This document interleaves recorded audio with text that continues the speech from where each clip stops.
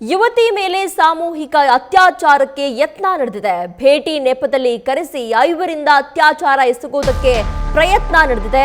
ತಲಘಟ್ಟಪುರದ ಮಾರುತಿ ನಗರದಲ್ಲಿ ನಡೆದಿರುವಂತಹ ಘಟನೆ ಇದು. 112ಗೆ ಯುವತಿ ಕರೆ ಮಾಡಿ 5ರಿಂದ ತಪ್ಪಿಸಿಕೊಂಡಿದ್ದಾಳೆ. ಸದ್ಯ 5ರನ್ನ ಪೊಲೀಸರು ಬಂಧಿಸಿದ್ದಾರೆ.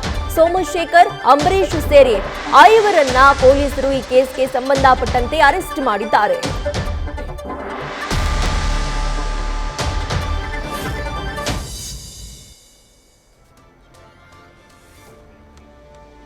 ಯುವತಿಯನ್ನ ಭೇಟಿಯ ನೆಪದಲ್ಲಿ 5ರು ಕರೆಸಿಕೊಳ್ತಾರೆ. ಆ ನಂತರದಲ್ಲಿ ಆಕೆಯ ಮೇಲೆ ಅತ್ಯಾಚಾರ ಎಸಗೋದಕ್ಕೆ ಪ್ರಯತ್ನ ಪಡ್ತಾರೆ. ಸಂತ್ರಸ್ತ ಯುವತಿಗೆ 5ರಲ್ಲಿ 2ರ ಪರಿಚಯ ಇರುತ್ತೆ.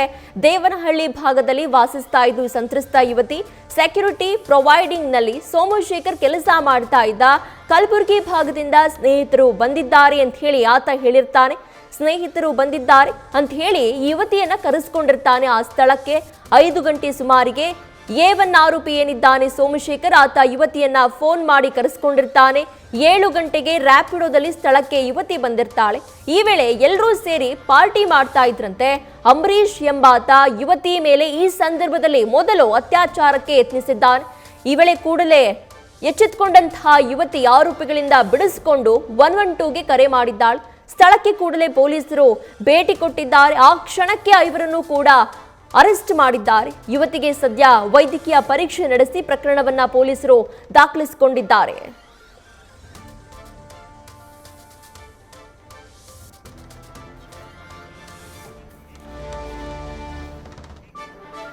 ಈ ಬಗ್ಗೆ ಹೆಚ್ಚಿನ ಡೀಟೇಲ್ಸ್ ಅನ್ನ ನಮ್ಮ ಪ್ರತಿನಿಧಿ ಶಿವಕುಮಾರ್ ನೀಡ್ತಾ ಹೋಗ್ತಾರೆ. ಶಿವಕುಮಾರ್, ಪರಿಚಯಸ್ಥರಿಂದಲೇ ಈ ರೀತಿಯ ಕೃತ್ಯ ನಡೆದಿದೆ. ಸದ್ಯ ಯುವತಿ ಕೊಟ್ಟಿರುವಂತಹ ದೂರಿನಲ್ಲಿ ಏನೇನು ಉಲ್ಲೇಖ ಆಗಿದೆ? ಯುವತಿಯ ಪರಿಸ್ಥಿತಿ ಈಗ ಸದ್ಯಕ್ಕೆ ಹೇಗಿದೆ ಶಿವಕುಮಾರ್?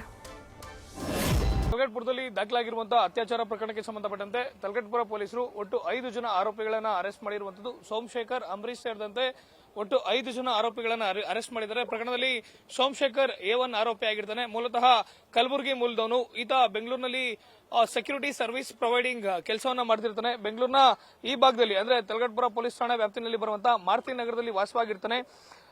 ಸದ್ಯ ಸಂತ್ರಸ್ತ ಯುವತಿ ಏನಿದ್ದಾಳೆ, ಸಂತ್ರಸ್ತ ಯುವತಿ ಪ್ರಕರಣದಲ್ಲಿ A1 ಆರೋಪಿ ಆಗಿರುವಂತಹ ಸೋಮಶೇಖರ್ಗೆ ಮೊದಲೇ ಪರಿಚಯ ಇದ್ದಂತ ಯುವತಿ.